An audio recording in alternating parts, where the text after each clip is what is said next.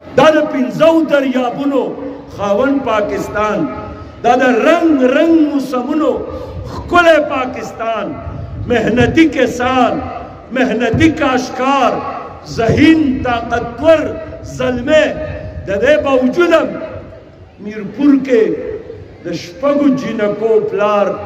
قطار کې ولاړ دی د وړو د ټرک دپاره چې وړه راته میلاو شي، پولیسو پې لاټي چارج وکړو، کوپړه یې ماته شوه،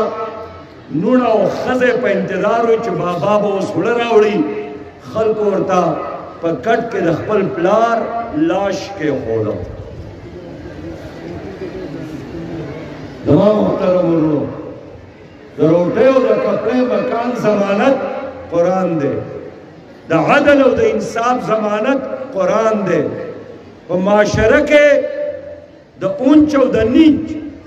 د ختمولو ضمانت قرآن دی. څو پورې چې پاکستان کې قرآن نه دی راغلی، د قرآن نظام نه دی راغلی، که جرنیل راشم ناکام بی، که سیاسی لیڈر راشم ناکام بی. په دې 15 کالو کې 15 کاله دلته جرنیلانو حکومت پر مونږ وکړو، د ناکامۍ سره مخامخ شو. پاکستان یې په 2 ځای کې تقسیم کړ، مشرق پاکستان بنگلہ دیش جوړ شو. وفاقي شرعي عدالت په فیصلو باندې عمل ونه کړ، بلکې الټه سپریم کورټ نه اپیل وکړو چې مونږ ته د 20 کالو لپاره نور د سودی نظام چلولو اجازت راکړي. نو چې ته سودی نظام او د الله سره جنگ نظام او د الله په پتا رحمتونو برکتونو راوړل، د دې وجه نه ورونو د دې قرآن او د دې حدیث چې په ایمان هم راوړی دی، تقاضا دا ده چې په دې وطن کې د الله دین نافذ شي. دا د 5 دریابونو خاوند پاکستان، دا د رنگ رنگ موسمونو ښکلی پاکستان، محنتی کسان، محنتی کاشکار، ذہین طاقتور زلمے د دې باوجود میرپور کې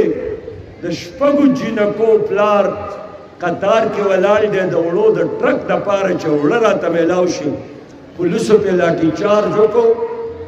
کوپړه یې ماته شوه، نوڼه او ښځه په انتظار وي چې بابا به اوس وړه راوړي، خلکو ورته په کټ کې د خپل پلار لاش کېښوده. زما محترم ورونو، د روټۍ او د کپړۍ مکان ضمانت قرآن دی، د عدل او د انصاف ضمانت قرآن دی. په معاشره کې د اونچ او د نیچ د ختمولو ضمانت قرآن دی. څو پورې چې پاکستان کې قرآن نه دی راغلی، د قرآن نظام نه دی راغلی،